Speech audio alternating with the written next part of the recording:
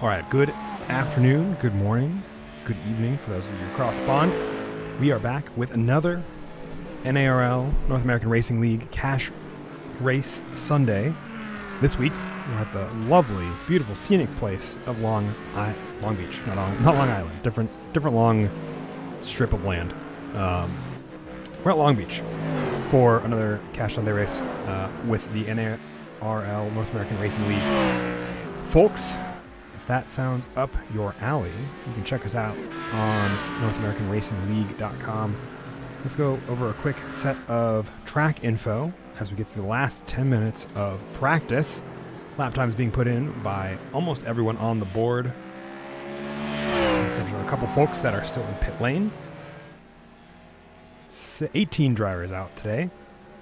We are in what is, they call it the full configuration. It's the only configuration of Long Beach. It is a street circuit, so it gets used about for one weekend out of the year as a street circuit for a lot of racing, from IndyCar to IMSA to a lot of feeder series for both of those high-profile names.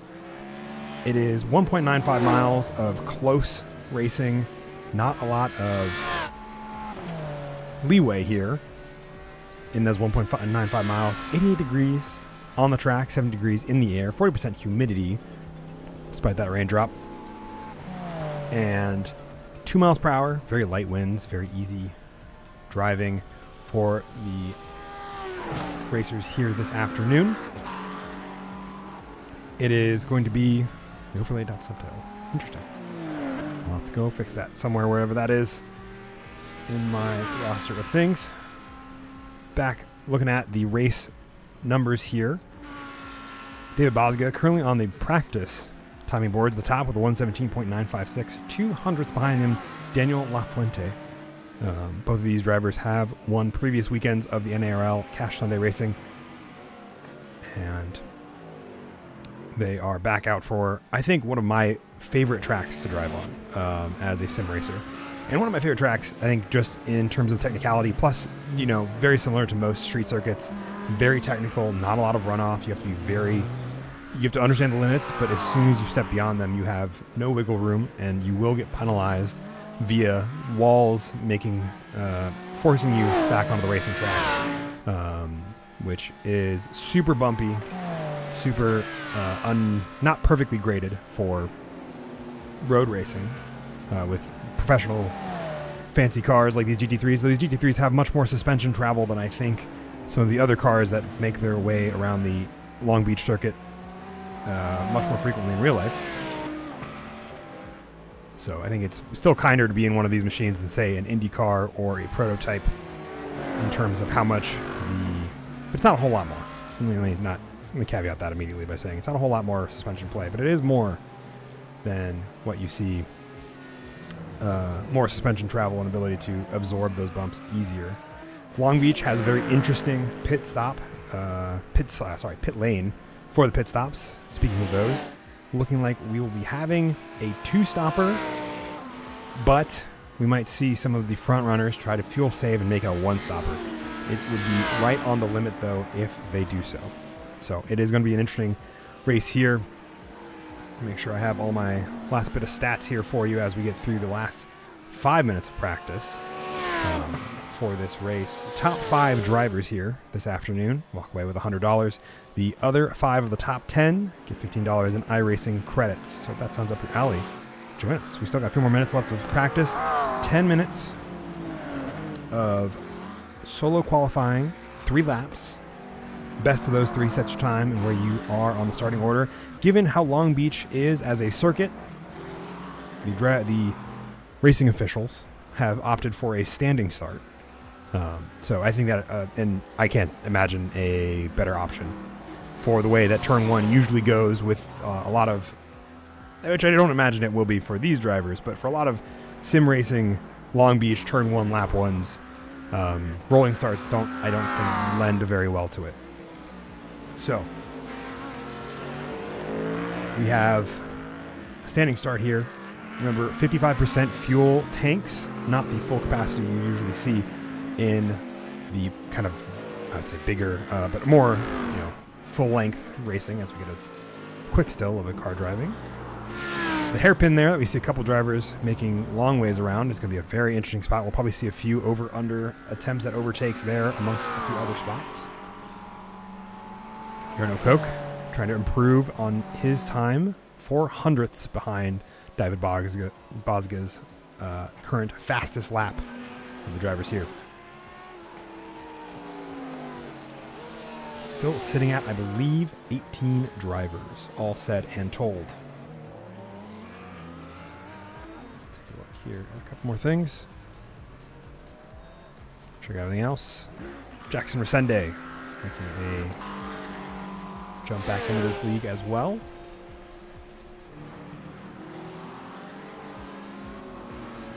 And the top three who have not already qualified. And I talk about what everybody was going to be winning if they make their way up to the top of the order. But top three as well who have not already qualified will qualify for the Sunday Cash finale on September 21st of this year. Currently have 9 registered from the 3 previous races we've done of this.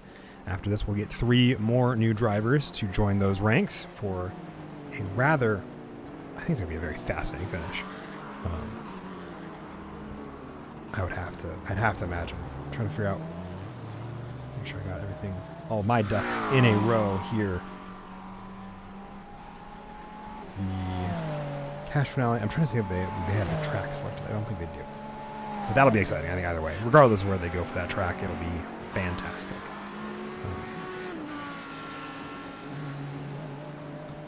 About 3 minutes left of practice, just under, as we head into what will be 10 minutes of qualifying.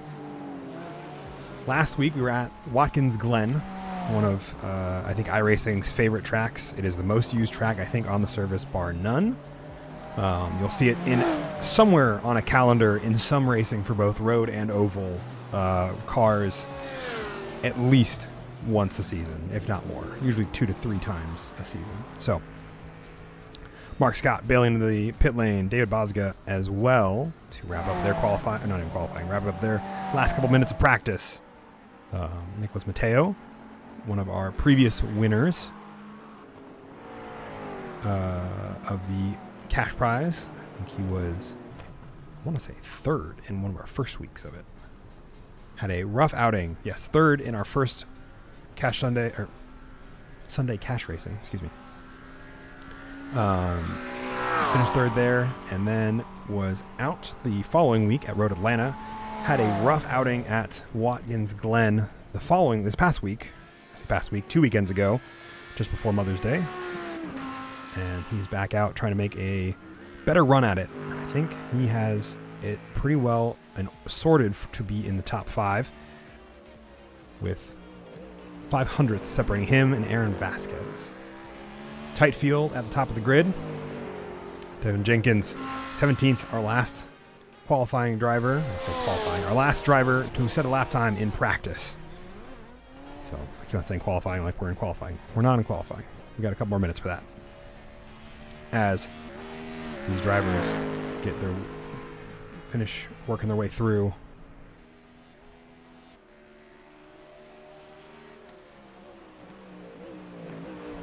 See a lot more Audis out this week than we did at Watkins Glen. It's cool to see. I don't think those cars get enough love in the GT3 circle from those that I know that drive them. So.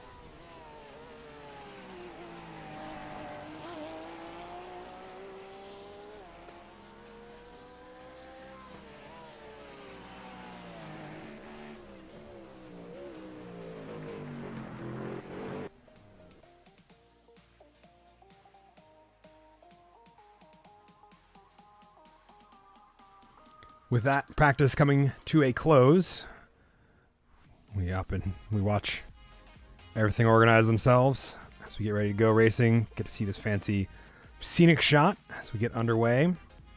Drivers out. Let's see here. We're gonna ride. I think we'll see if we can hop on board. Give me this good roll bar shot. There we go. We'll hop on board with Daniel Lafuente as he works his way out of pit lane and begins to set a qualifying lap time. See all of them post.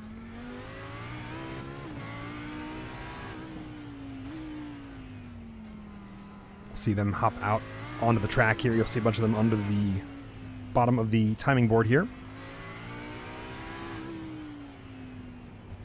And begin to work their way around the circuit.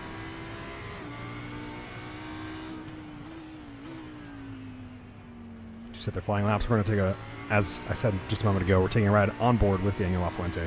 See how much these cars still bounce a fair amount. You can see it in the amount of shaking you're seeing out of the front window of this car as he works his way up through the gears, getting some heat in that tires as he swerves down the back straight. I think the longest full straight on this course, second to the start-finish straight. Very technical final sector here leading into the hairpin at the end of the lap. You want to swing it as wide as possible and cut in close to that inside wall to give yourself a good run on the exit of the hairpin. Setting his first flying lap time, fastest final sector of the warm-up lap, which is way less important for us here as we watch all their times. Hard on the brakes into turn one, back on the power. You want to really get close to those right side wall, going through the fountain section is what they call it. You want to get, again, just as close to the walls as you can throughout all of the sector to maximize the time. Coming out of that into a fast second sector for him. Hard on the brakes once again. The left-hander before the right onto the back straight. A little bit lighter on the brakes. You kind of roll through this final one going into the back stretch. You are under the Firestone Bridge. I think that's what it's called.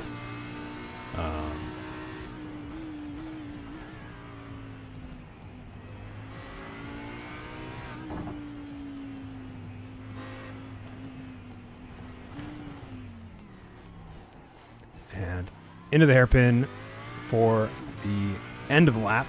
Setting green times for himself, but the purple sectors seem to be pulled away by a few of the other drivers.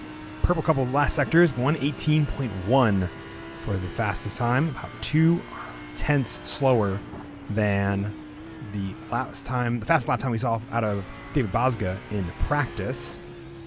So I'll set it over here on TV1, see where it takes us. Thorsten Ulrich also finishing times. Scott Rister in third now, as Jackson Resende dethrones him for second, 0.2 behind Daniel Lafuente. Another 0.5 down is going to be Scott Rister, the fantastic organizer of the North American Racing League.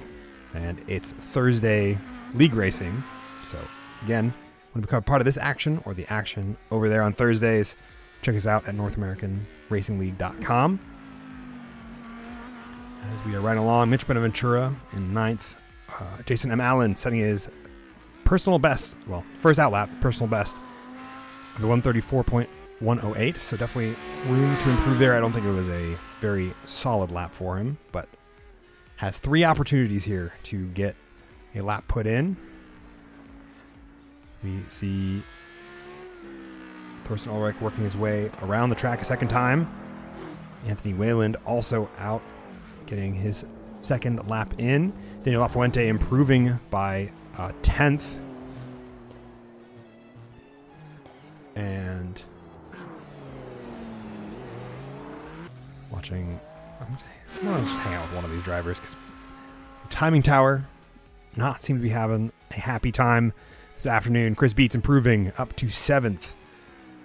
Armando Bezeran, I want to say, also improving up to 12th. Mitch Ventura up to green in 2 sectors, down in the 3rd. We'll see where he comes across the line. I'm guessing it's going to be slow at that 123.7, but he does not improve at 122.598. David Bozga finally setting his first time, only up to 9th with a 119.2. So definitely room to be found on the table here for him versus his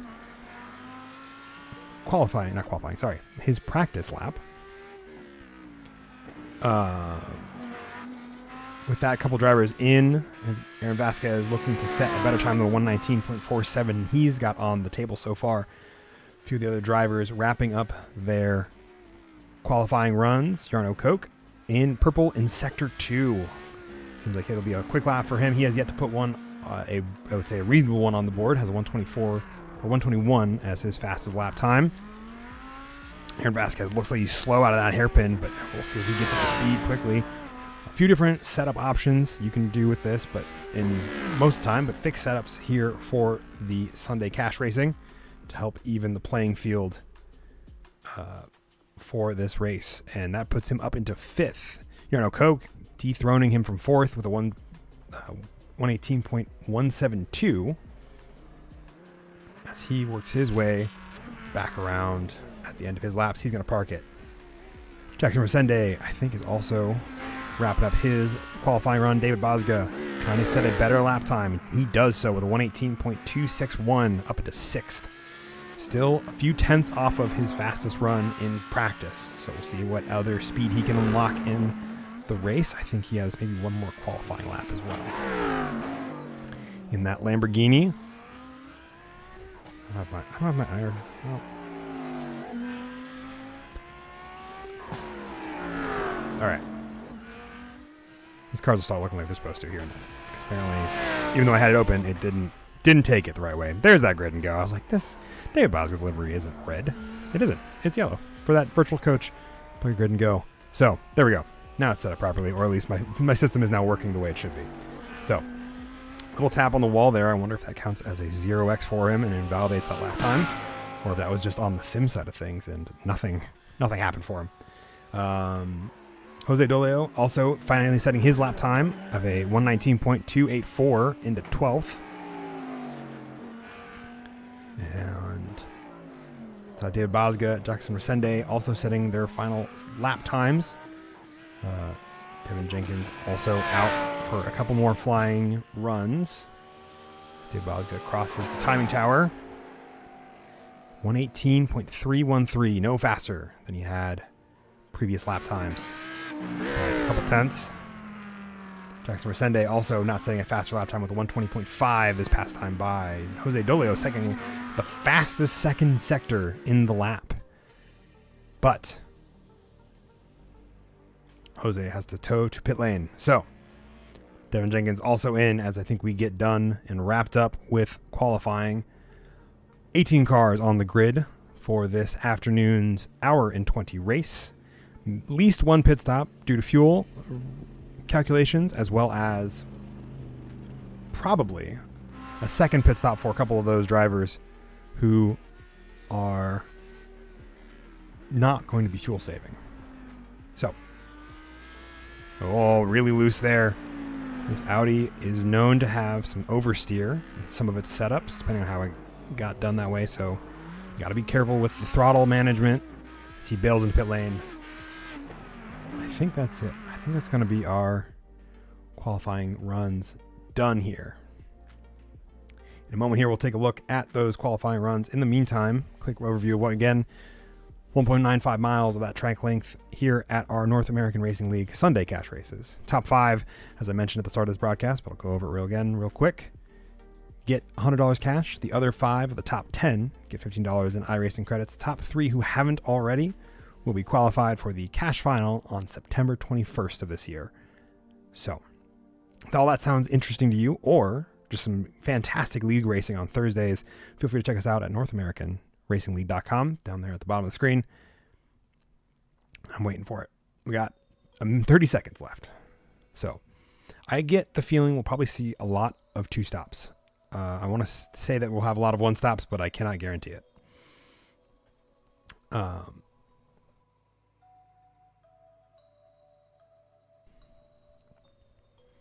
Let's see. As we get ready to go underway.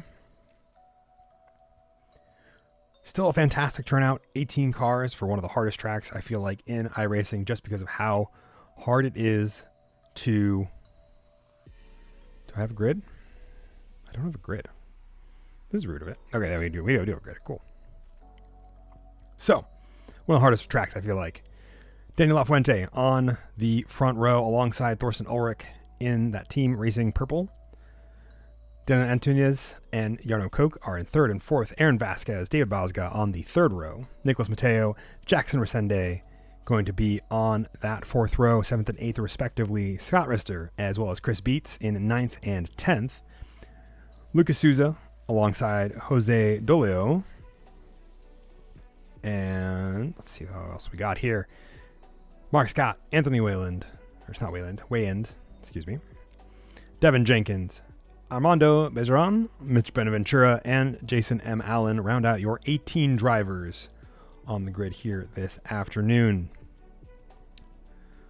So, as we get set to go racing, standing start for these drivers. So a bit of a different one than the rolling start we saw last week. I say last week, 2 weeks ago in racing terms, but last weekend out for the Sunday cast races.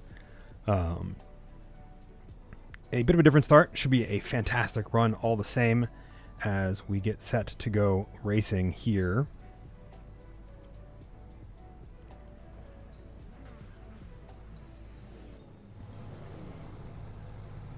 And most of the drivers take to the grid. Still waiting on a couple more before we are able to go racing. We do have some fantastic some fantastic start lights to get us underway as these drivers get going. So, I think I also got this set up correctly. I do. Top 3 who have not already qualified, which I believe is going to be Thorsten Ulrich, Daniel Antunes, and Jackson Resende. Unless I missed Jackson Resende. I feel like I've seen that name before, but he is not on my roster of drivers. Anyway, we'll come back to them in 1 second as we get ready to go racing here. Lights are on for the 18 drivers here. Lights are off, and they are away. Those engines roaring down the start-finish straight as all of them make a clean getaway. David LaFuente covering off Thorsten Ulrich at the start here.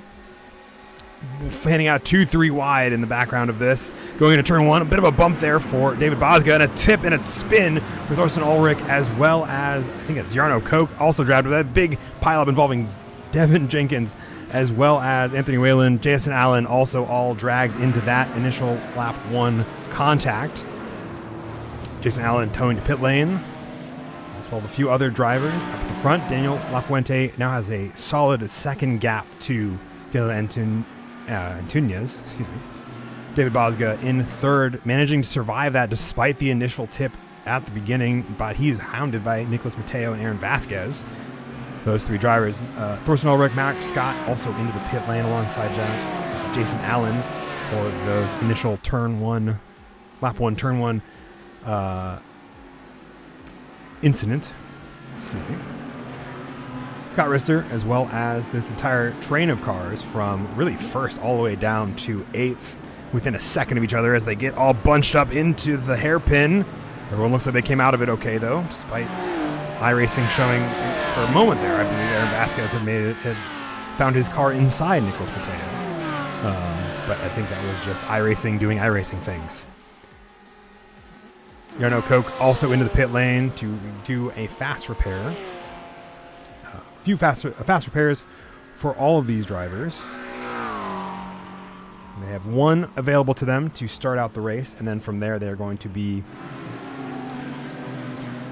having to repair manually. This battle for the third with David Bosga covering off Nicholas Mateo and Aaron Vasquez. Closest thing on track, about a second behind Daniel Antunes, who is also just under a second behind Daniel LaFuente.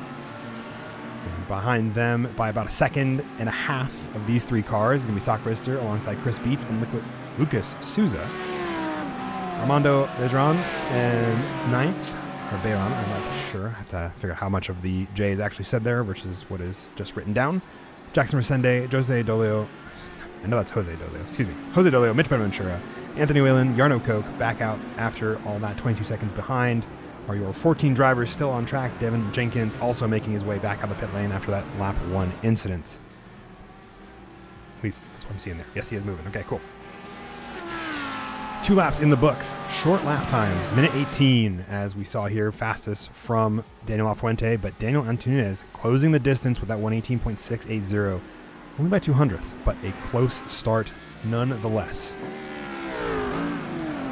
As we keep an eye on all the drivers here. Looking back at this battle for P3, nowhere close to being over yet, as the 2 drivers in 4th and 5th.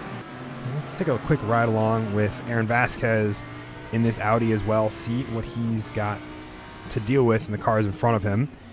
He's chasing down that number 9 Acura, Nicholas Mateo, and as well as the number 3 Lamborghini of David Bosga just up the road there. And they're only, like I said, just a second behind the drivers in 2nd and 1st, as that gap continues at about just under a second for the two of them. Now, I mentioned this at the start. I'm going to double back on it here because I have a brief moment while we're riding along with these drivers. I found a quick way to showcase who already has been qualified for this cash final, so it's an easy way for me to see, as well as for you guys to see at home, who has yet to. Aaron Vasquez is also one of these drivers, so I'll hop over to Scott. You'll see him also be in yellow. But they all have already got their ticket punched, and I'll see some verbiage there, for the final there. So, Daniel Antunes? I'm going to say it that way. I might be wrong. Scott Rister, Chris Beats are the current top 3 who have not gotten into the cash final yet. So, if all holds out for them and they make the right moves here, they're looking like they will be, in fact, joining that roster of 9 drivers, making it 12 for that final in September.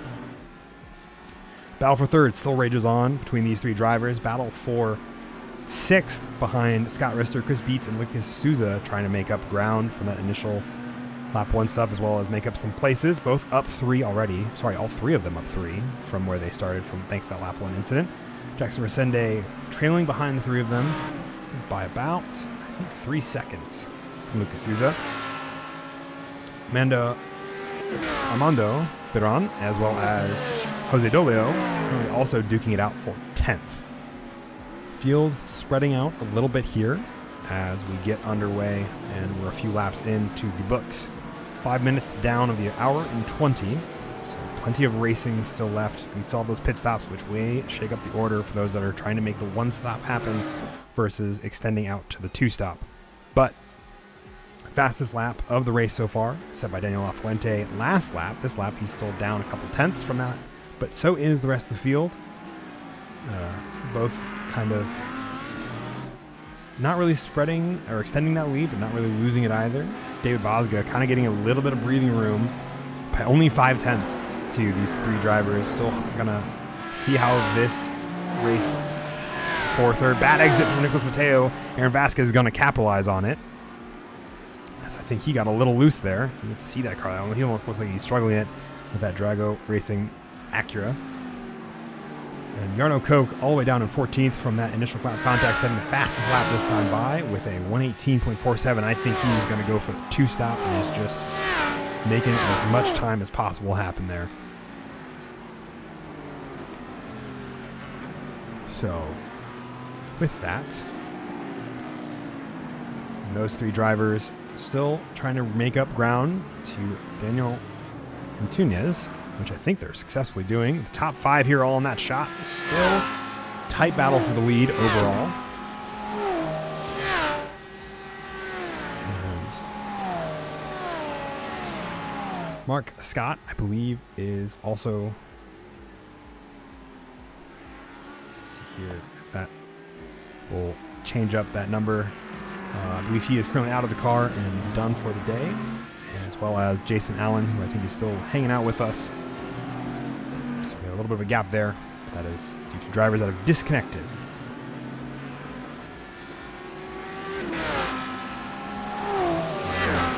Settings, my timing board. Figure out what it wants to do. In the pit lane, Mitch Bonaventura. I think that was a unscheduled stop. Let's take a look here. If I missed a crash there, I did. Let's take a quick look at what happened there. Looks like this is going to be into turn 1 for the race. I wonder if he just got a little late on the brakes and ended up in the tire barrier on the outside. Yes, he got a little loose, spun it around, makes friends with that wall, holds the brakes, immediately toes. That way he doesn't ruin the race. Thorsten Ulrich, who just passes where he was moments prior. So, another lap down. Daniel Lafuente creating a bit of a gap there from where you can see Daniel Antunes in the background. Battle for 3rd continues ever onward. Aaron Vasquez now trying to take the 3rd podium final podium position, I should say, from David Bosga and Nicholas Mateo biding his time. I think Nicholas Mateo is going to make the one-stop play here with that lap time. Definitely not looking to close the distance. iRacing saying all of these cars are making friends with the wall. I think it's just iRacing, though. But we'll find out whether or not that's the case. Aaron Vasquez closing the distance there. Nicholas Mateo waiting in the wings for all that to simmer down. Scott Rister up 2 seconds to Nicholas Mateo and this group of cars. So finding a little bit of time here. There's a 3-second gap, if I remember correctly, or it was a 1-second gap, and it's strong, which I don't think it is, because it looks like they're closer. David Bosga allowing Aaron Vasquez around. I think this is, again, now a play for the one-stop strategy, which we're seeing out of probably these two drivers, David Bosga as well as Nicholas Mateo. So we'll see how that is. A little bit of a crunch there on the front end of that Audi. So the pass for P3 and P4 and P5, David Bosga and Nicholas Mateo now also within tenths of a second to these to Aaron Vasquez and the drivers up in front. Only about a second separating P1, P2, and P3. As I've said before, you see all of the top 5 in this shot here rolling their way through it in one of the more technical sectors of this track. Whole track pretty technical by nature. So, as they go, we look back, further back, Scott Rister managing to hold on to P6.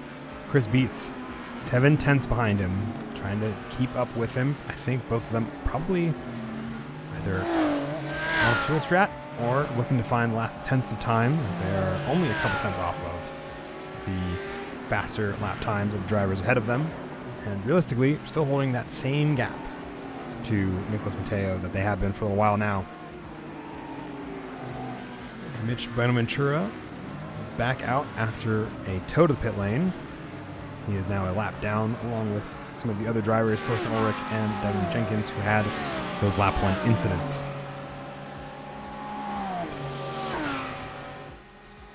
Daniel Antunes down to less than a second to Daniel Lafuente. And this battle for first doesn't seem to be going anywhere.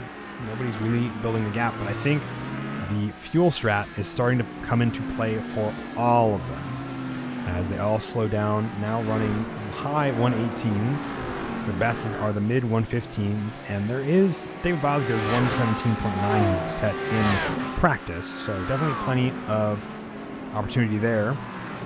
All this is for P14. Thorsten Ulrich trying to take the spot from Devin Jenkins in this battle for 14th.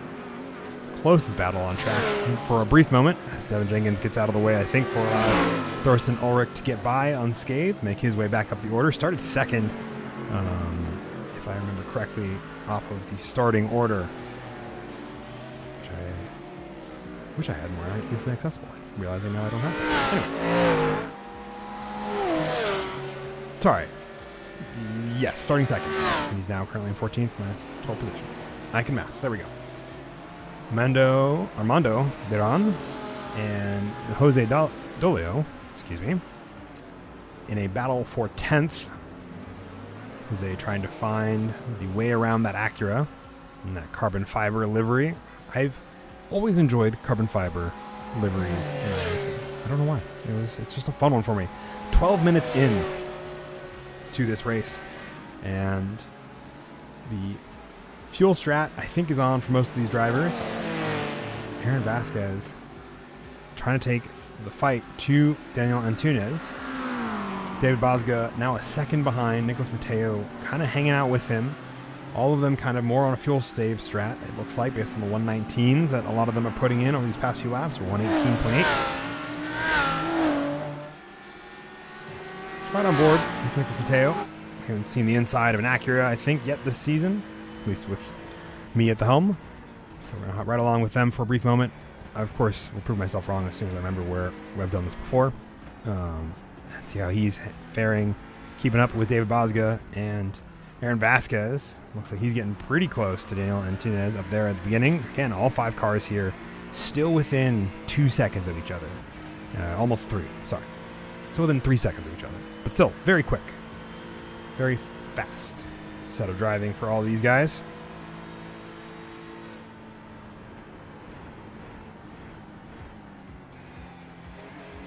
As they get through turn 1 successfully and are currently making their way through around the fountain. Very fun technical sector there for all of these drivers. It is, again, I've said this at the top and I still believe it, one of my favorite tracks.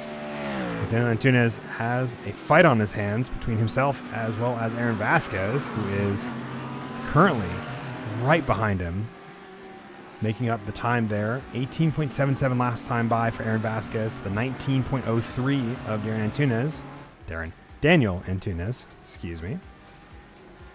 The two of them now fighting it out for position, coming down the back straight here on the brakes, over the curbing. I think there is technically somewhere in this area also a little bridge that goes over it, depending on how high your iRacing settings are.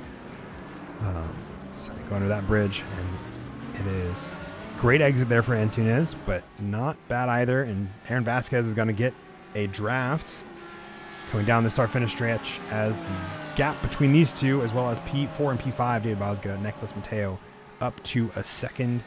Another half second there. Aaron Vasquez deep on the inside, late on the brakes, tries to make it stick, almost hits the barrier on the way out, but keeps his position there and gets second done and taken away from Daniel Antunes. So we'll see if he keeps working his way up the order. That fight for them, however, for the two of them, however, has placed Daniel Lafuente kind of on an island, a second and a half ahead. So up to whether or not Aaron Vasquez can make his way up those 7 seconds. Mitch Ventura in the pit lane. Thorsten Ulrich also back in the pit lane. Jackson Resende has been listed at crash, but he's still moving where he was, I think, when we last saw him. Take a look at that one for Jackson Resende and see what happened here for him and the issue there that he had. Looks like he might have made friends with a tire barrier. I don't know what happened. It's saying he's crashed, but I'm not seeing a crash anywhere. So live timing is telling me things that aren't real. That's fine.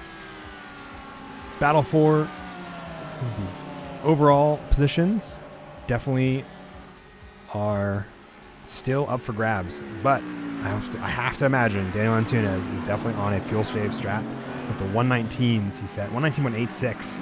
He got really unsettled, not intentionally, but got unsettled by the lunge from Aaron Vasquez for second. And now he's just going to reset, dial back in, keep up with the cars around him. And still stretching for that one-stop strategy is my guess for both him as well as a lot of these front runners who are running at 119s versus their qualifying or fastest lap times of 118s and mid-118s. So we'll have to see how true that ends up being. Chris Beats, once again, trying to keep up with Scott Rister for P6, both up 3 positions still. Alongside each other, I should say.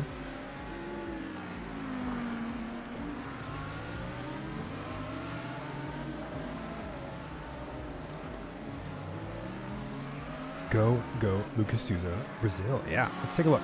Lucas Souza, kind of a little bit by himself, down in 9th. But he's got a solid gap of 10 seconds behind him to Armando Beiron, I want to say. I'm going to say that, and then if I'm wrong, please feel free to correct me. As he's working his way through, definitely, I think, on the same fuel stop strategy that most of these people are. Chris Beats did get around Scott Rister. I want to see what happened here. I almost think Scott Rister had a moment. Or was just early on the brakes. Chris Beats was late on the brakes. Let's take a quick look. Oh, Scott Rister got a little loose there. Or had to give up this time for a... Let's look at it again. But Scott Rister, I think, going to be falling out of the qualifying positions, or has just swapped which qualifying position he has for that cash final in September. No, he just swaps his position. He is still on the docket, but he is now on the last spot of those qualifying for the cash prize final in September on the 21st. If you want to be a part of these, they happen currently every other Sunday at 1 p.m. And they're open lobby for anyone who wishes to join. Fixed setups, fast repairs, everything I think I love about sim racing, all in one fun and easy to approach package. But in addition to that, also a fantastic Thursday league for the North American Racing League. If you want to be a part of that action, check us out. NorthAmericanRacingLeague.com is your place for all of those things. Keeping up with this battle for P6, because I don't think it's quite done yet. I think Scott wants to make a return to form. But Daniel Antunes somewhat under threat from David Bosga as well as Nicholas Mateo, both hanging out behind him.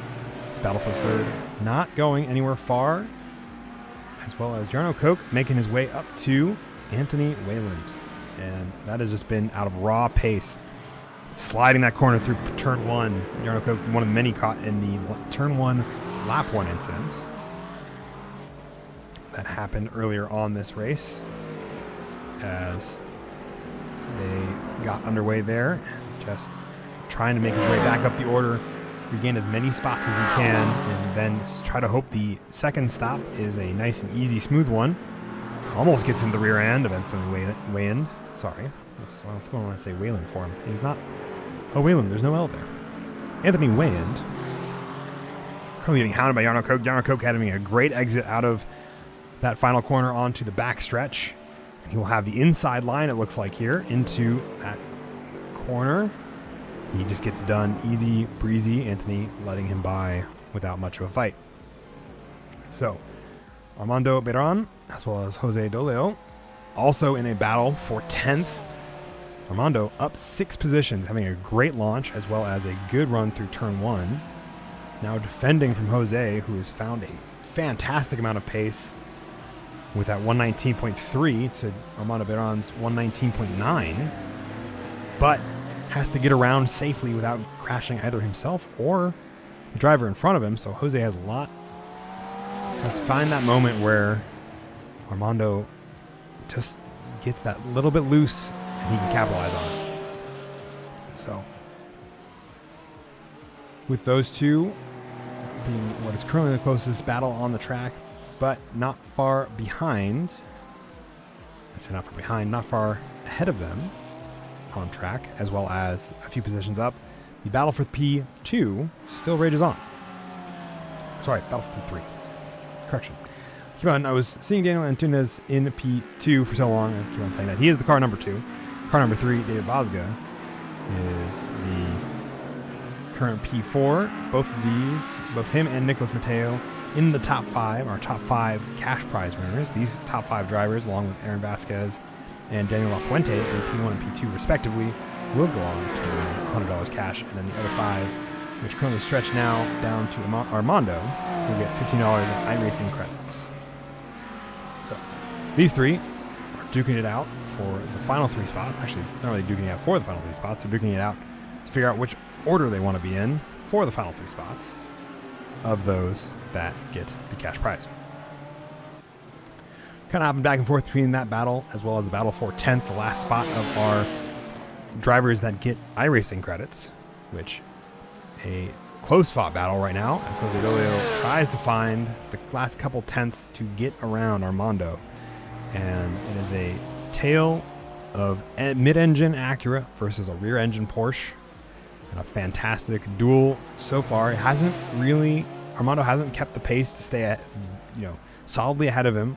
Jose has the single lap pace, setting the fastest lap of a 119.3, 0.6 faster than the 119.9 of Armando.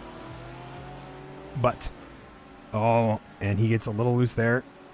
Doleo has a look, but backs out of it and almost ends him going into the hairpin. Has to abandon the run there and reset. Loses a bit of time there. I think Jose is getting frustrated being behind Armando Now has to figure out how to get around him again. Had a great run going up to that hairpin, and then unfortunately had to make sure he didn't crash his car as well as the car in front of him and take them both out of the run. So, hopping back over to the battle for P3. Antunes, Bosga, and Mateo in a 3-car battle, duking it out while also trying to fuel save because they're running mid to high 119s now. So I'm super fascinated if they're going to make this a 1-stop or if they're going to make this a 2 or 3 stop. Thorsten Ulrich, Mitch Benaventura, Mark Scott, all drivers that are out for the evening. The last driver on track is going to be Devin Jenkins, who is a lap down to the rest of the field. Anthony Wayland, our last driver on the lead lap,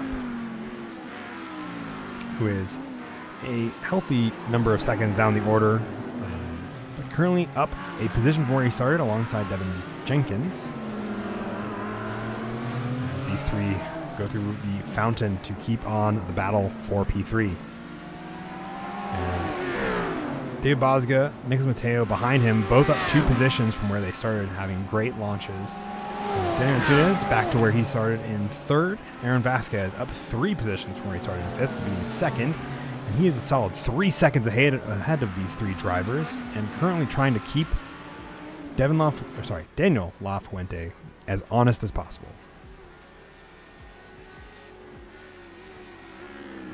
So, with that, I'm interested to see fuel stops should be coming up sometime soon, especially for those who are going to not to stop it. We got probably a good few more laps, 25 minutes into the hour and 20 of racing that are going to be happening here. I get the feeling we will be not seeing the last of any of these drivers, specifically not any of the ones that are in the top 5, as they are all setting, much slower lap times than their fastest. And the exception of that being Aaron Vasquez, who is still currently setting the 118s, with the rest of the top 5 drivers, as well as a lot of the other fields, are setting 119s. So. Jose Dolio is listed as crashed. Well, he's not listed as crashed. He's listed as crashed, but he's not actually crashed. He's just lost the gap to Armando. I think he's now being patient, trying to see if he can jump him in the pit lane with a fantastic 1-stop strategy. All these drivers, I think, are opting for that 1-stop strategy as their go-to. I'm guessing some will probably need to do a splash and dash at some point in the near future. Jarno Koch in the background of this shot, up, trying to regain all the positions that he lost at the beginning of the race, and now only 3 seconds behind all these drivers, so he might come in and then swoop in, say, I'll take those $15 of iRacing credits, please, and dethrone both Jose and Armando, who are duking it out for the final spot there. Chris Beats finding his time to pull away from Scott Rister as well, talking about a couple of the battles we saw earlier on in the race that have slowed down a little bit. Jackson Resende, however, working his way up the order, trying to be a little bit faster than the drivers around him, closing in on Scott Rister. And then I think that'll make him our 3rd driver yet to qualify. If I remember correctly, I'm going to double check that it's not just because I'm highlighted on him. It is not. That's one of our other drivers who still have yet to get their ticket punched for the qualifier, their final in September.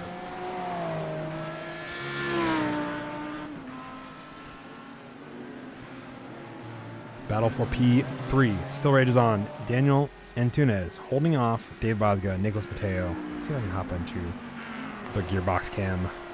I have a sick back aiming cam. I think I do. This one kind of works. And you can see both Dave Bosga and Nicholas Mateo in that shot going into the hairpin. Everybody scrunches up as they go around, and they will work their way back down the start-finish straight at the end of the lap. Jarno Koch really closing in on Jose Dolio. Devin Jenkins has, unfortunately, I think, crashed again, according to the race there. Let's hop over, take a quick look. Jarno Koch, as he makes his way around, has already made his way around Jose Dolio. Let's take a look there. As two of them do that. I think it was just a nice little pass facilitated by Jose, who worked his way around. And Jarno Koch is in the pit lane. Let's see where he's at this point. In, I think, for a regular pit stop.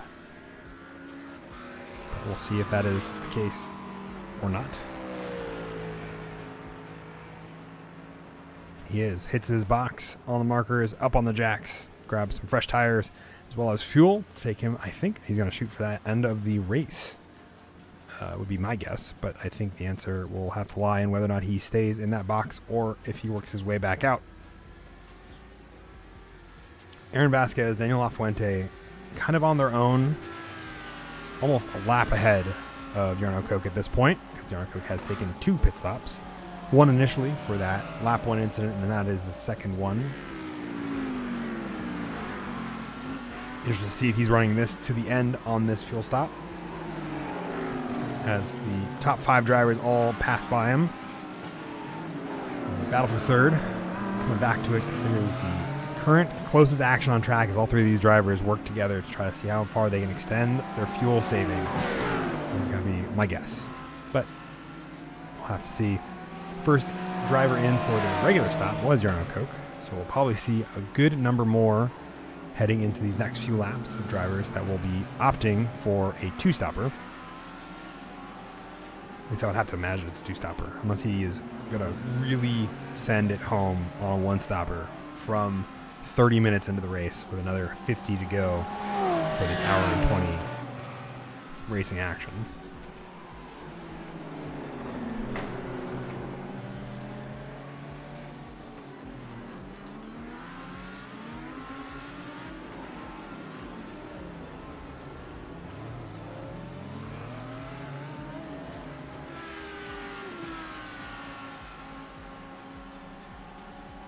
Checking a couple of my stats and analysis to kind of see what else we can pull into the broadcast here. Jose Dolio working his way back up to Armando Beran. I'm going to say it's Beran at this point. Beran, excuse me. Beran. One of the 3.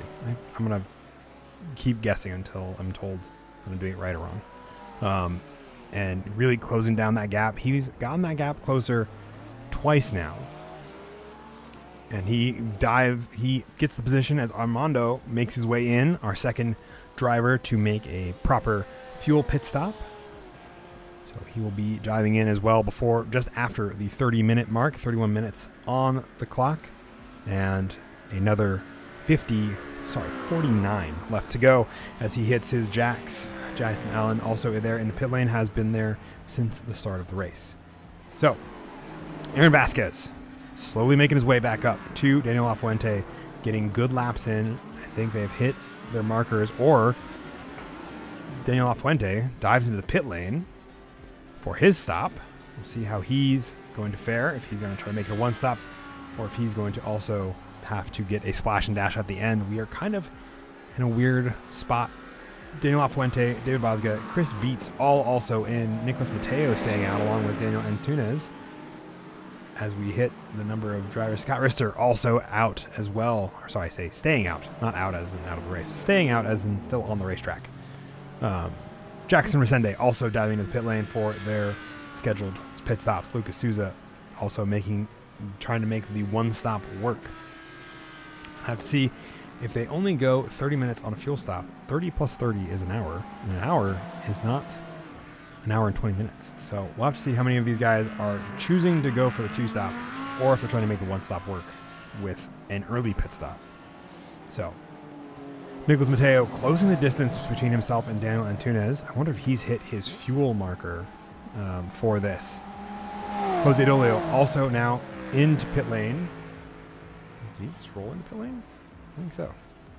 Make sure that I didn't see him miss a car crash. I felt like again, it's also only a minute lap time. I have to remember that. I was like, I just saw him not go into pit lane, but he was only, it's a minute lap time.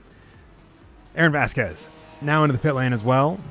Daniel Antunes, Nicholas Mateo staying out Scott Rister. Let's see if he is the next to join those coming into pit lane. He is. He dives in for his first stop of the cars on the lead lap looking for this. Daniel Lafuente currently going down to the back stretch. So we'll see where he comes out alongside Aaron Vasquez. Lucas Souza diving in. Let's see. Let's see if I can do it this way. Aaron Vasquez currently on the jacks. Daniel Lafuente coming around the last couple corners. So we'll hop back over here. He's still on the jacks. He's working his way out. He might have jumped Daniel Lafuente in the pit lane, but we'll have to see here. Daniel is coming across the start-finish line now, and it'll be, I think, close on pit exit. It is, in fact, close, but Daniel Lafuente holds the lead to Aaron as he gets a nice run out of on turn one. And Vasquez having to take the pit road. Ends up a little over 2 seconds, so a bit of a gamble there for the two of them. Scott Rister coming back out behind Chris Beats. That battle going to resume if he's able to. Daniel Antunes and Nicolas Mateo both in from their respective spots at the beginning of this lap to do their first pit stop. Anthony Wayland also in from his pit stop for his first pit stop. Jackson Resende still no, he has pitted. Sorry, excuse me. Jackson Resende on a quick pit stop that has him jump both Scott Rister and Chris Beats for 6th in the racing order. On the pit box, only 13 seconds to the 23 and 24 of most of the cars around him, earning 10 seconds in that pit lane time alone. Is why he jumped the order and now is right behind David Bosga for P5 and those looking for the $100 cash prize. Daniel Antunes, Nicolas Mateo coming out the same order they came into the pit lane, but still having a battle on their hands. Both come out a solid couple seconds ahead of David Bosga, who was originally in the middle of those three. Jackson Resende also taking the fight to them, but both of them had faster pit box times, and then therefore pit lane times, than David Bosga. So, Daniel Lafuente, Aaron Vasquez also having pretty solid pit times. Aaron Vasquez having to make up ground here, setting Daniel Lafuente setting a 1:18.61. I definitely think they've hit their fuel markers for what they are looking for, and they're now on track to go the rest of the distance is going to be my guess. Or they've given up on fuel saving and they're going for the 2-stop. We'll have to see. So they did pit around the 35-minute marker, which still, 35 times 2 is only 110. Or sorry, is on 1 hour and 10. It's 70. So it's still 10 minutes short. So let's see. If my mental math of if they do the two stints of the same length, it'll be close.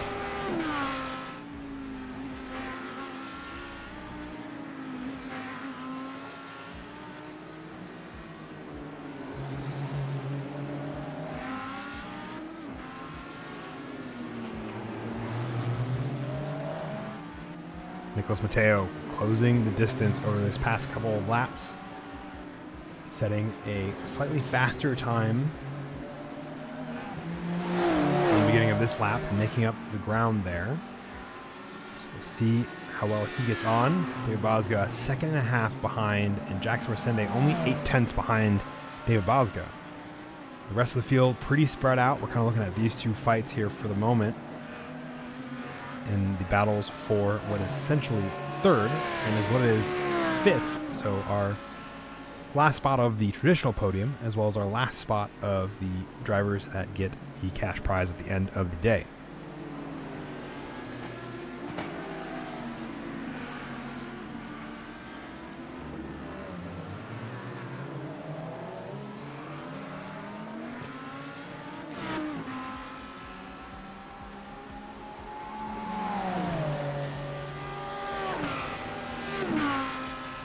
Battle for third, heating up. Nicolas Mateo trying to take the fight to Daniel Antunes.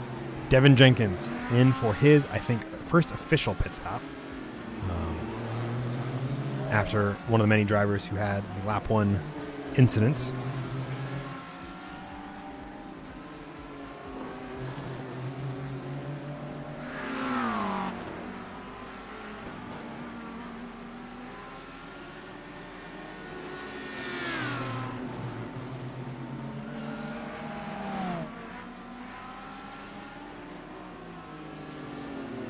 Riding along with these two as they continue around onto the backstretch. Rest of the field, multiple seconds away from each other at this point.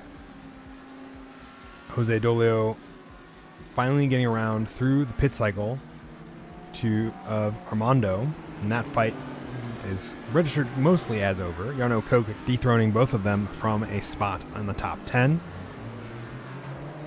The rest of the order, Daniel Lafuente is still at the front. Aaron Vasquez about 2.6 seconds behind. Another 4 seconds behind him is Daniel Antunes, who is still fighting Nicolas Mateo for third. And Nicolas Mateo getting around him as they get in the braking marker. I think Daniel Antunes purposely lifted to allow him through here is going to be my guess based on how that seemed to go around. David Bosga in 5th. Jackson Resende up into 6th. Chris Beats in 7th. Scott Rister in 8th. Lucas Souza, Jarno Koch round out your top 10 drivers that we have on circuit here. Of the 14 still on track.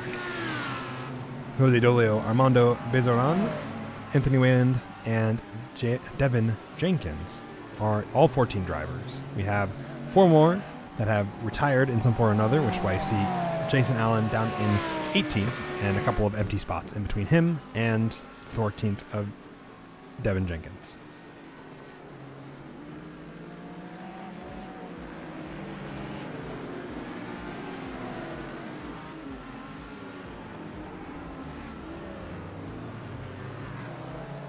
The battle is not going anywhere soon for these two drivers. I think Daniel's back on a fuel save strategy of some description, or trying to get his fuel save numbers first before trying to push any further, and wants to allow Nicolas Mateo and the drivers in front of him to keep pushing and forcing them into a 2-stop.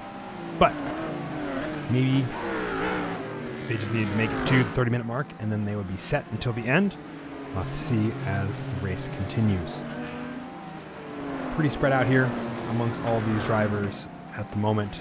Seconds between any of them, with the exception of this battle we see here for third, as Daniel Antunes has continued to hang out with Nicolas Mateo for that position.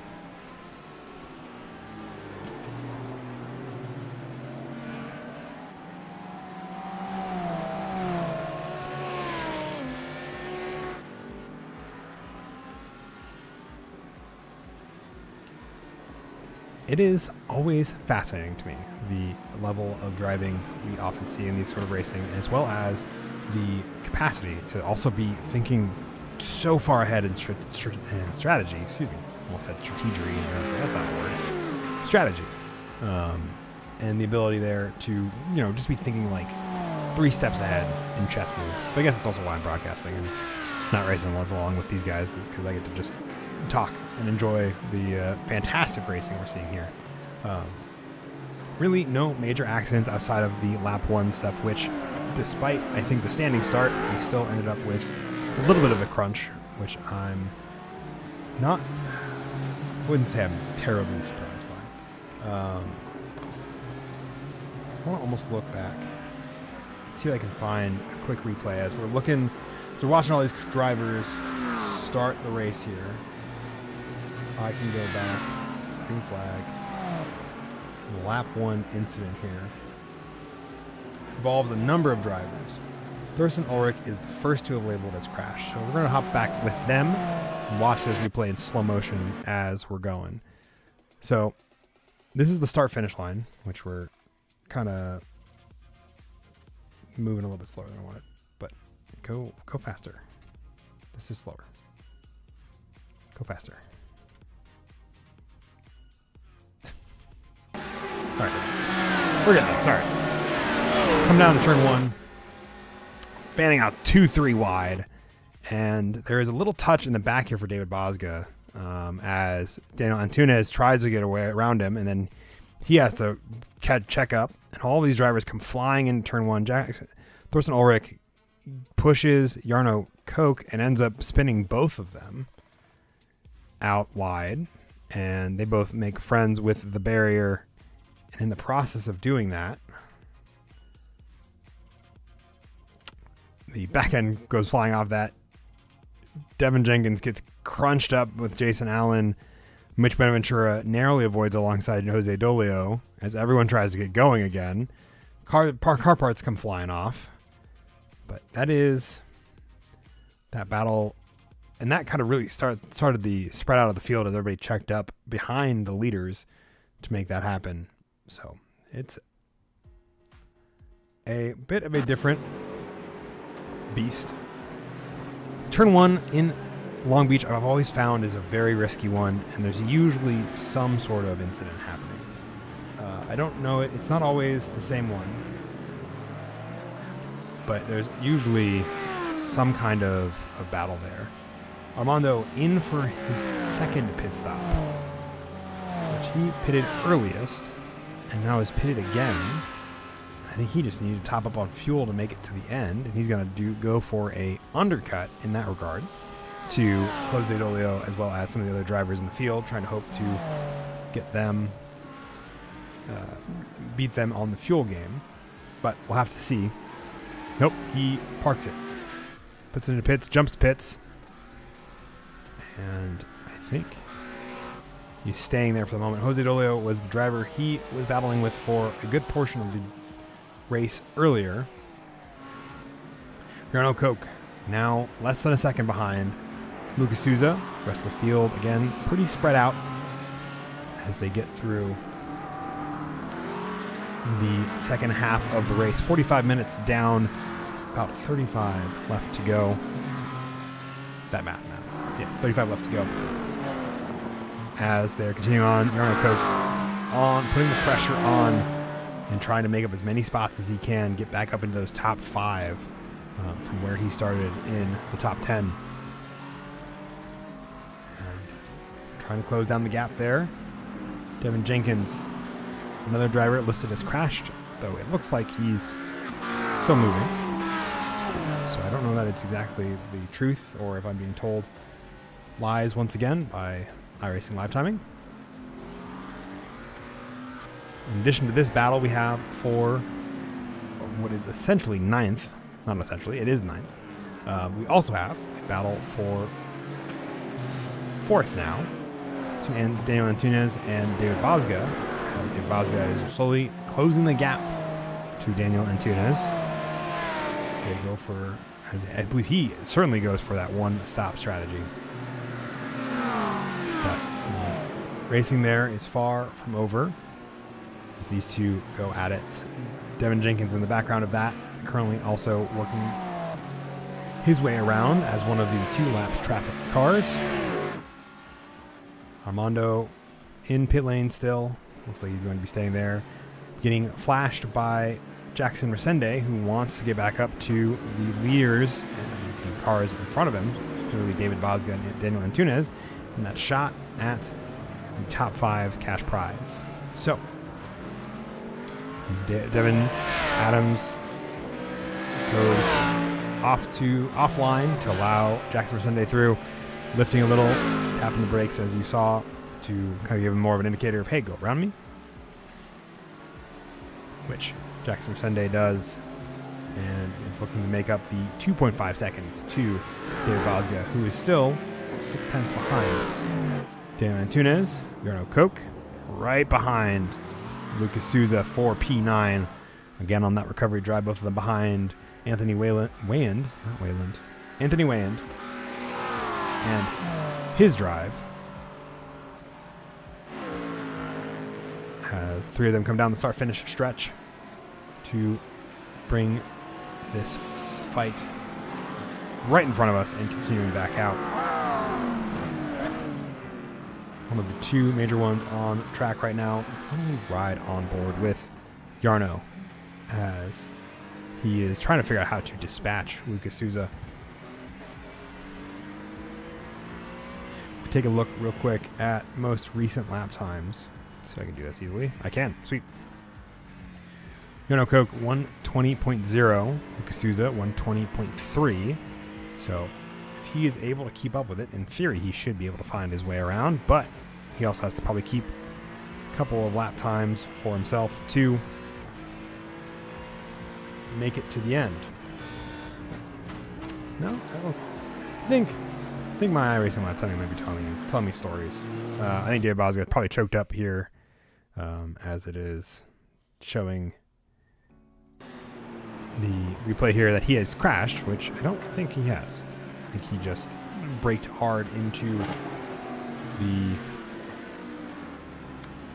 broke hard into the hairpin and came to a more of a stop. Oh, spun a little bit, clipped that inside wall, got back going, but it definitely closed the gap there for Jackson Resende. So, Jarno Koch into the pit lane for his second pit stop. I don't know that one stops are going to be the play there. We'll see how many of them pull it off, but like we're talking about at the beginning, it's going to be risky. So we'll see how far all of these drivers are able to go, or if they all need to come in for a second pit stop. Jarno was kind of the harbinger of a lot of the harbinger? Can't English. Of pit stops the first go around at around the 20-minute mark, because he went for a very clear 2-stop race. Now a lot of these drivers I think are going to try the 1-stop based on their lap times, but the question is, and the question remains, whether or not they will be able to, or if they will have to come in for a second stop. Look at those brakes stopping the car for David Bosga as he's working his way down through the fountain and the first sector. Second behind Daniel Antunes at this point, and about 2 seconds ahead of Jackson Resende, who's still looking to close that gap and get into the top 5. As they all keep working their way through.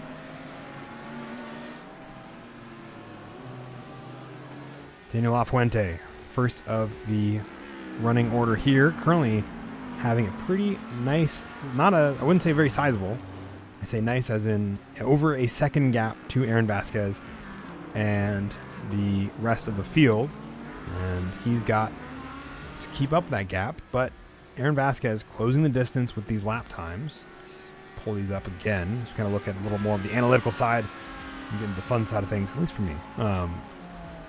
118.9, 118.3, or 836.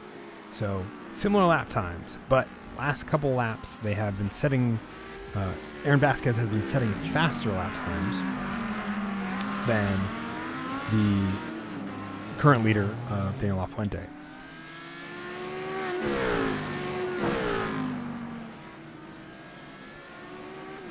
Chris Beats, Scott Rister.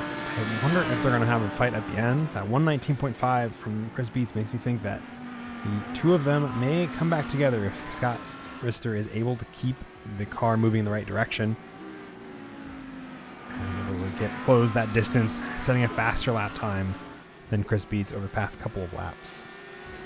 Dave Boswell also running a faster time than Daniel Antunes. So keep on with the leader here.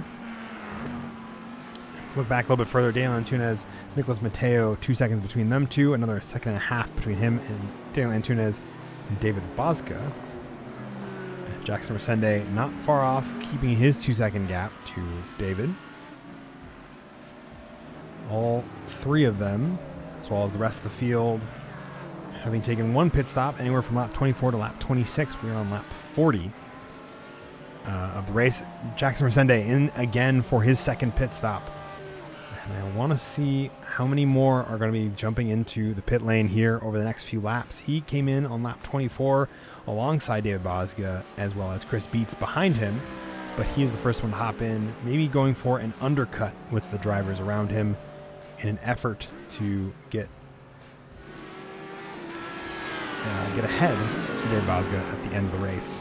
We'll see how much fuel he wants to get in. He's up on the jacks as well, probably getting a fresh set of tires, probably only half a set, not a full set, but we'll have to see. Scott Rister sitting pretty well in 7th, having a pretty stellar start to the race, and then a solid second sector, keeping him 3 seconds behind Chris Beets. The battle for the lead now finally under a second after a good portion of the race being just over a second. And while it is far from over, see how many are going to go for the final pit stop over these next few laps. Aaron Vasquez pitted a lap later than Daniel Lafuente. Lafuente pitted on the same lap as Jackson Resende. And so we'll see how many come in for their second pit stops in the last 20 or so minutes. 25 minutes left of this race. It is always exciting to me when you see a good portion of the field still hanging out for the end of the race, especially in these open lobbies. It is always a testament to the kind of racing you can find in iRacing. It's one of my favorite stuff. So, Scott Rister into the pit lane for his second as well. Lucas Souza, labeled as crashed. I think he just had a quick moment there with maybe the wall. We'll take a look. Take a quick look as he goes into the braking zone from the back straight into a technical sector and into the hairpin. I think he probably made friends with the barrier somewhere along here, and it leveled him and has crashed. Yep, he just got slowed down, almost stopped it, and then iRacing said, "Yeah, that's a crash," even though it isn't quite. So, Lucas Souza still going in the right direction, up 4 spots from where he started into 7th, but he, along with a lot of the field, is only with 1 pit stop completed, and will likely have a second. We'll have to see how far that flows.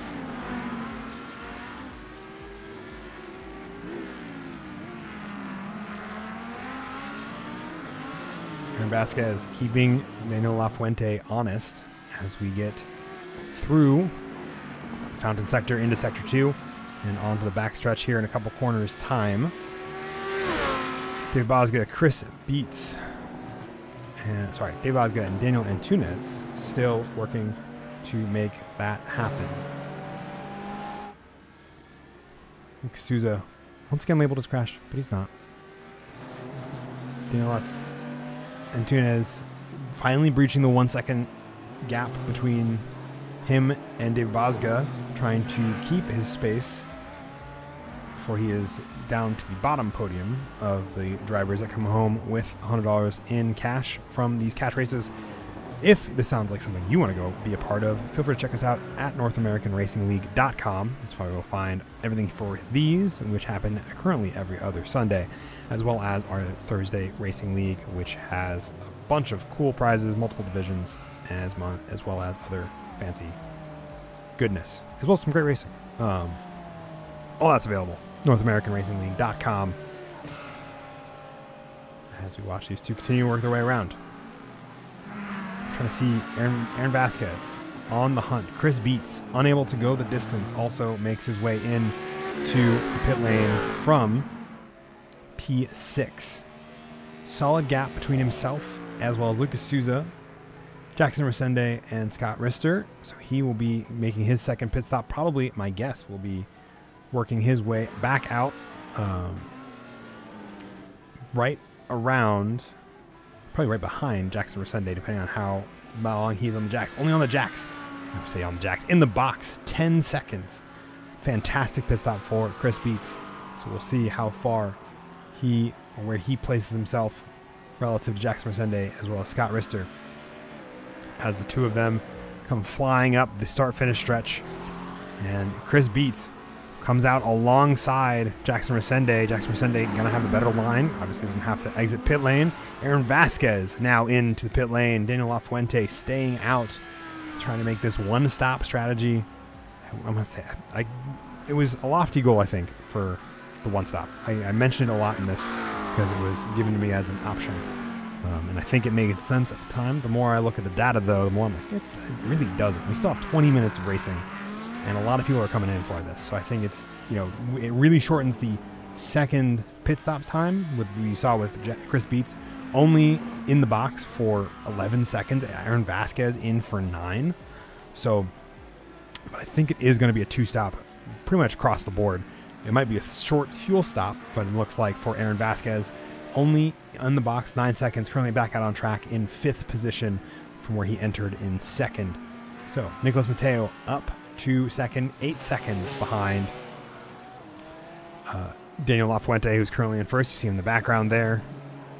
Well, sorry, you see Jarno Koch in the background there.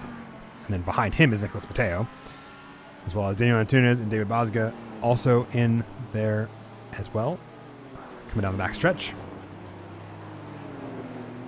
Pretty spread out at this point. I've said it a few times. I will say it again. The racing coming to kind of cooling down for the moment as we get into the final set of pit stops, and the racing action will probably pick back up as individuals have hit their fuel marks and then no longer have to worry about fuel and can just push to the end of the race.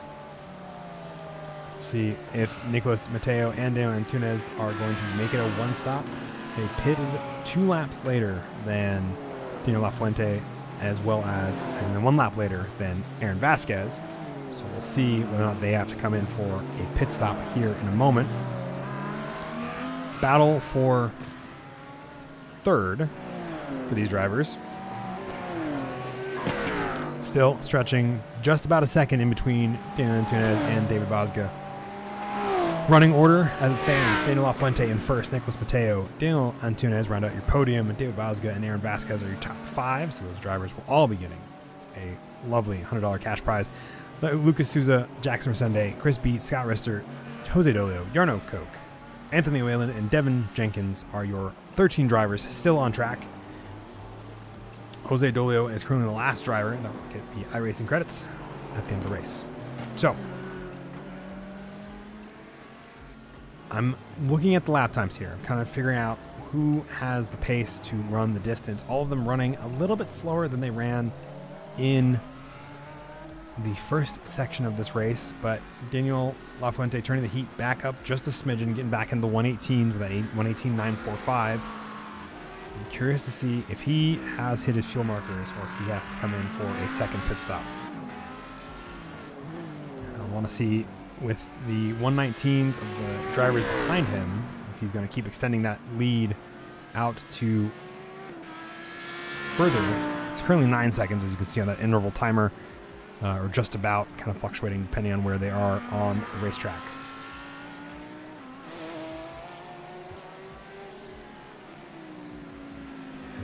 Jarno Koch still working his way back up the order after his second pit stop.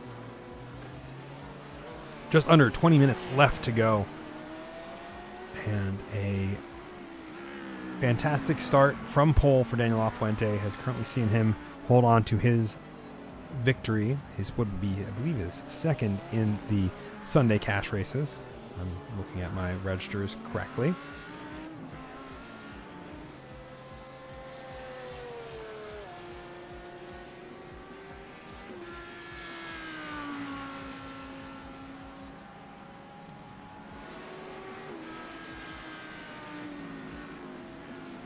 Maybe his first win. Excuse me. 2nd podium, 1st win for Daniel Lafuente. Already registered. If we look at those currently registered for the qualifier who have their tickets all set and ready to go, Daniel Lafuente is one of them.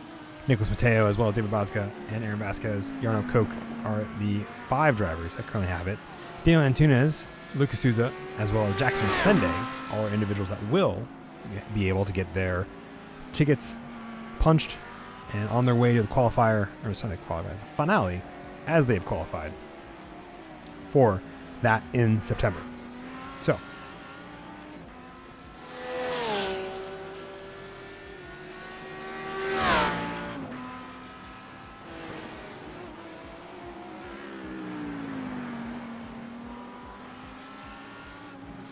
as we ride along with Daniel Lafuente, I'm kind of waiting to see if they come in for a second pit stop or if they are golden to the end of the race. And I get the feeling if they're going to do it, it's got to be soon. Or they're going to make the one stop work. So we'll have to see. Running pretty consistently on the times for all of these drivers. About 9 seconds between Daniel Lafuente and Nicholas Mateo. Daniel Antunes, as well as David Bazga and Aaron Vasquez round out your top 3. A solid 20 seconds between David Bosga and Aaron Vasquez. There's 16 seconds between Aaron Vasquez and Lucas Souza, making this order quite spread out by comparison to some of the other races we've had here for the Sunday Cash races. And through the order here, just kind of seeing where everyone's at out on track. If we pull up our track map, you can make it a little bit easier for all of us. Out of all the drivers, there are, I believe, 10 still on the lead lap. And then Devin Jenkins is our first car. Sorry, Jarno Koch, as well as Anthony Wayand and Devin Jenkins are all a lap down, based on what I'm seeing here. So,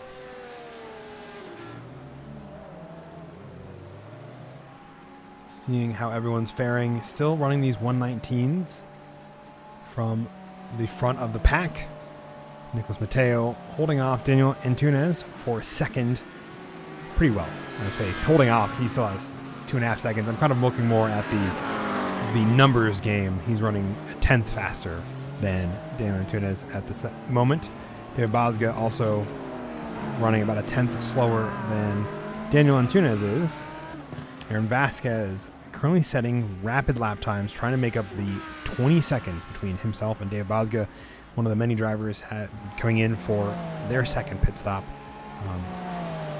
as they go to do it. Lucas Souza, also another driver yet to come back down pit lane from the stop he did on lap 25. Could be a one-stopper for all these drivers. I'm hesitant to say that. I think it's a little, unless I'm misunderstanding the whole the way this drive is. And yes, Daniel Lafuente comes in to the pit lane finally. I was like, the math doesn't math. If they are running their cars too empty when they come in for that first pit stop, it is definitely not happening. Nicholas Mateo making it another lap though, does track for what happened earlier on in the race as the rest of the drivers make their way back around. I'm guessing it's going to be very short on in the pit stall though. No, not on the jacks. Probably about 7 to 9 seconds is going to be in the box. I'm going to hang out with him while he does it. It is a long one, 11 seconds, 2 seconds slower than Aaron Vasquez. This could be not that it wasn't be, but it could be a battle on track when we return here. Aaron Vasquez coming around the start-finish stretch, and he is ahead by a solid number of seconds to Daniel Lafuente. And this is, I think, the net race lead here for Aaron Vasquez in fourth at the moment. But I think, again, based on what we're seeing here, rest of the drivers are going to have to come in and pit for a second time or run out of fuel, I think is the other option there. Chris Beats, again, I'm being misled by iRacing Live Timing, said that he crashed. He has not crashed. That's still him moving on the track. I think he just had a slow run through the hairpin there. So I need to dial it in for next time we're out here. Nicholas Mateo in for the pit lane, as well as David Bosga. Daniel Antunes staying out. He was one of the last drivers to come in for the first pit stop. We'll see how long Nicholas Mateo, David Bosga are both in on their pit box, because that will also, I think, tell us more of a story on how those two will get along in the final closing stages of this race. So, and see where they both come out of this. 9 seconds for Nicholas Mateo. Let's see how well. 9 seconds as well. 9.8, sorry, to the 9.93 of Nicholas Mateo. A tenth separating the two of them. But a better exit from pit lane and overall pit travel time, I think, is going to be lower for Nicholas Mateo based on what I'm seeing here. It is actually the inverse. Better pit travel time for David Bosga. Daniel Lafuente currently sitting 4 seconds behind Aaron Vasquez. Aaron Vasquez having a great run now that he is free and clear of running his fuel strategy. Daniel Antunes, last driver of that top five that we've been kind of focusing on here for the pit cycle. Jose Dolio also in. Chris beats Scott Reiser. All these drivers coming in on earlier laps. Jackson Resende playing the short game. Daniel Antunes finally coming in to get his final pit stop done. See how long he is on the jacks. I say on the jacks. How long he's in his pit box. I don't think he's going to be on the jacks. As this race comes to a close. 12 minutes left remaining on the clock. Aaron Vasquez, the net race leader, after a fantastic pit cycle, giving him 2 less seconds of time in the box and a 3 second less pit lane time in general, puts him out in P1. P2 is going to be Daniel LaFuente, losing out from the pit cycle. Daniel Antunes looking to come back out in P3 from where he essentially came in after the pit lane cycle, but Nicholas Mateo working his way around at the end of all that and finds himself up a second, even though it was a faster lap time. It was definitely a faster outlap for Nicholas Mateo, as he has definitely found his marks and he is in the zone there, working his way up 4 positions from where he started in 7th to 3rd. Antunes looking to keep ahead of David Bosga, about a second separating them.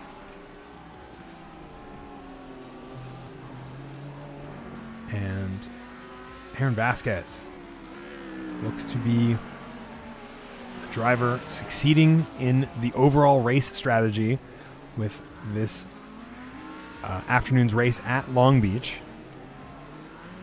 Some consistent driving from everybody in the top 10, really causing them to have a fantastic run.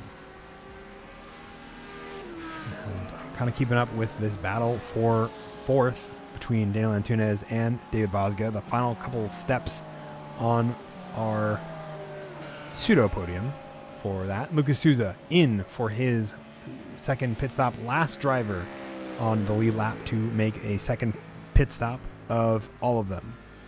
And I think he'll probably be the shortest on the box, as we have 10 minutes left on the race on the clock.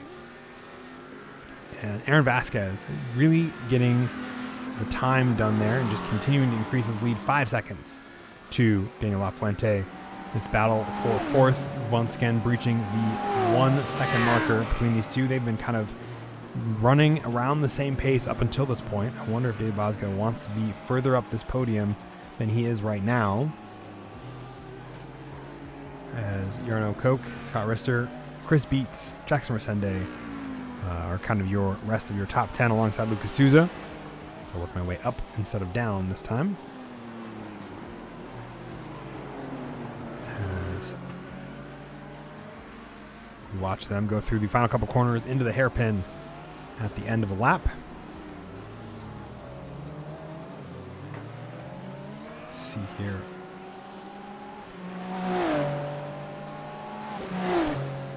Lap times for Daniel LaFuente currently down and slower than Aaron Vasquez by 2/10.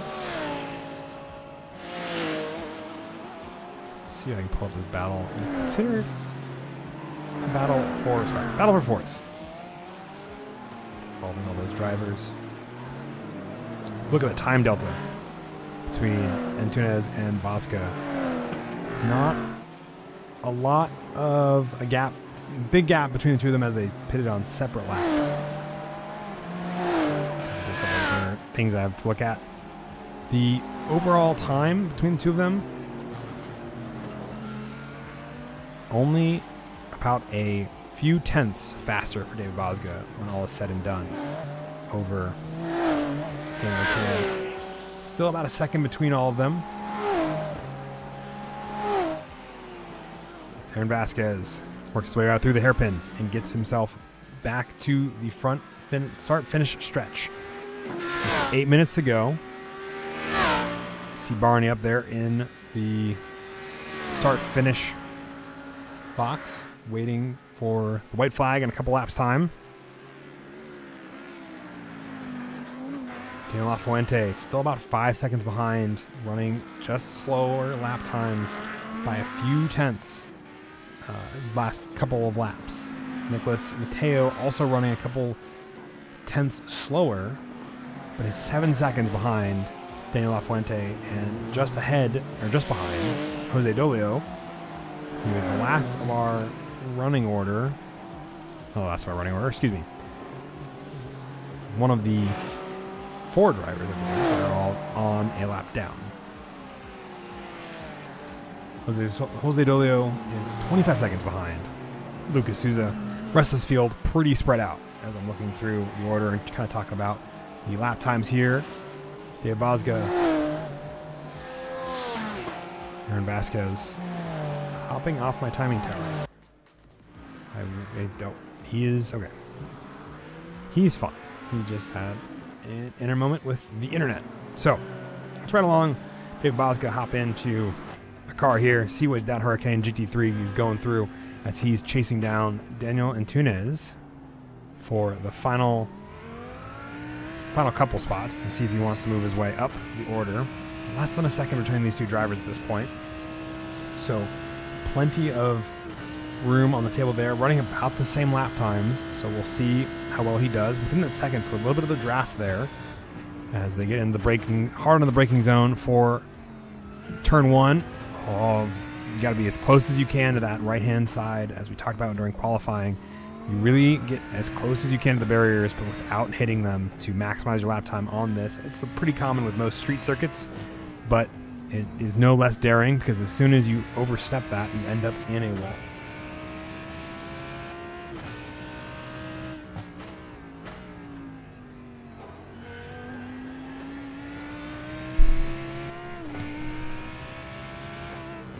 And I'm going to hop over, take a look at something exciting happening. Chris Beats juking it out with Jackson Resende. I think after Jackson Resende had a crash, and they're currently still 2 wide. This is for what is a P6. So let's see, take a quick look and see what happened to Jackson Resende here, because he was, before that, well and clear of Chris Beats and this battle for 7th that he now finds himself in. I wonder if it was a lap 1 or turn 1 incident. It looks like it was. I kind of missed it. So let's hop down. Let's see if I can do it. He has a self-spin here. That's what happens. And that's what causes him to lose all that time. And then Chris Beats is right there alongside him. And the 2 of them go 2 wide through turns 4 and 5. And still 2 wide. So we'll see. I believe Chris Beats eventually gets his way around as they come around the finish stretch. And the 2 of them are duking it out for P6. P4 still contested between Daniel Antunes and David Bozga. And a whole host of time between them 2 and Chris Beats and Jackson Resende as the 2 of them go toe-to-toe for the last couple laps of the course. Aaron Vasquez, Daniel Lafuente, and Nicholas Mateo all kind of in races of their own at this point. 6 seconds between P1, P2, and P2 and P3 also separated by about 6 seconds. Or almost 7 at this point. As we follow along, Jackson Resende has, I think, overall a faster pace, but he has to get around Chris Beats now that he has found himself on the wrong end of a spin. That snap oversteer the Audis are almost known for with this new Evo 2 platform, catching him out. Oh, P1? Did I see that right? Labeled him as, really loose on those tires. I wonder what's happened there. Is that just the leader? He might be.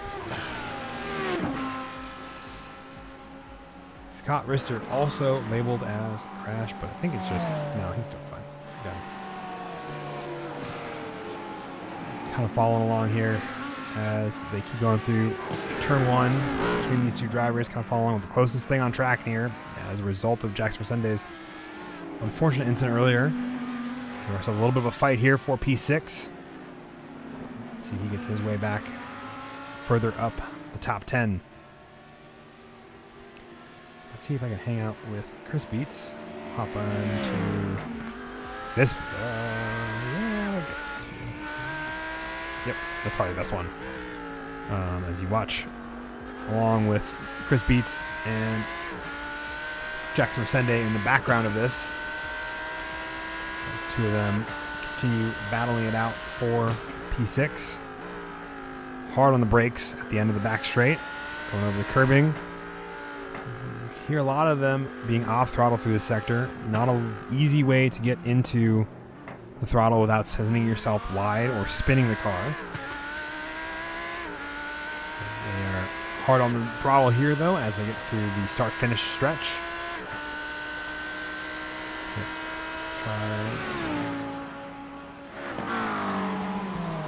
This battle continues. Hop over and check on David Bosga, still trying to take P4 from Daniel Antunes. The 0.8 of a second being about the margin of error for most of this race for all of them. Margin of error for Daniel Antunes to not successfully get the P4 finish. But I think if either of them spin, that also may take them out of contention. Chris Beats only 20 seconds behind. If it's a bad spin, then it could be even more fraught with danger, which hope not, but it's possible. Anthony Whalen off the side there. Jose Dolio almost running into him, trying to avoid him there in the background. So watch these cars come around the start-finish stretch. The battle for P4 still being resolved. A big gap for Dave Bosga as we ride along again.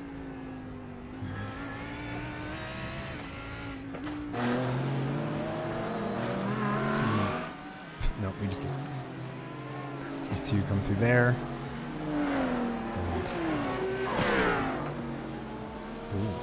Real loose for that car at the end of the stint. Did not get tires this past time by, only 9 seconds. So these tires are probably feeling a little worn for them, especially if they've been slinging this car pretty hard throughout this last 5-10 minutes of the race. Aaron Vasquez, I think, is going to be coming around for the checkered, though. As I've been watching battles and having fun there. The checkered flag is out. So Aaron Vasquez will be your winner this afternoon. A second lead to Daniel Lafuente, as Aaron Vasquez gives a solid wiggle over the start-finish line. Nicolas Mateo will be your P3 finisher, shortly ahead of Daniel Antunes and David Bosga, who round out the top 5. Chris Beats, 20 seconds ahead, still battling Jackson Resende for the first of the top 10 finishers who will earn the $15 in iRacing credits.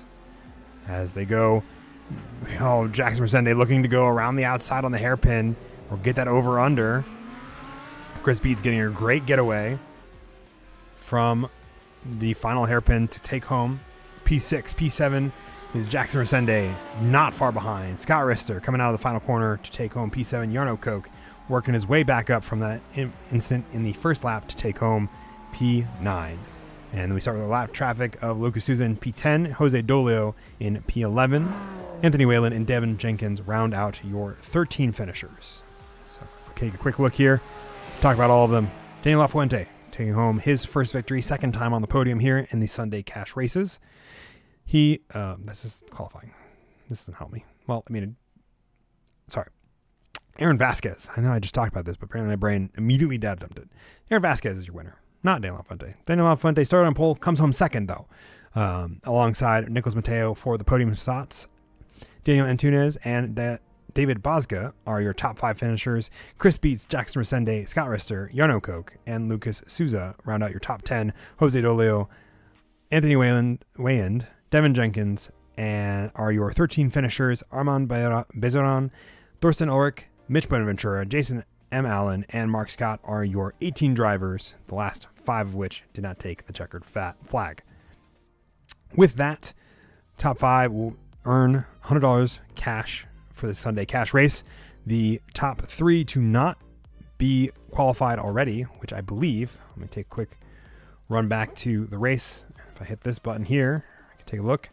Daniel Antunes, Chris Beats, and Jackson Resende will all get their qualification for that final in September on the 21st for the grand cash prize of that race. So if you want to be a part of this action and join in on the next Sunday Cash race, which will be on the 1st of June at the lovely circuit of Interlagos, one of my personal favorites. I'm going to be excited to, I think I might hop in a car for it, just to have fun and drive around. If I'm not back here in the booth, I think we're back with Mike Braun, so you've had enough of me talking your ear off for an hour and 20 minutes for a couple weekends.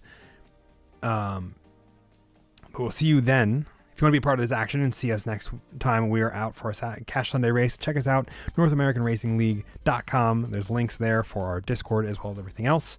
And we will love to see you at Interlagos in a couple weeks' time. So thank you all very much for watching. We'll catch you then. Here are the... Oh, hey, cool. I can do the results here. Well, today I learned. How do I do this?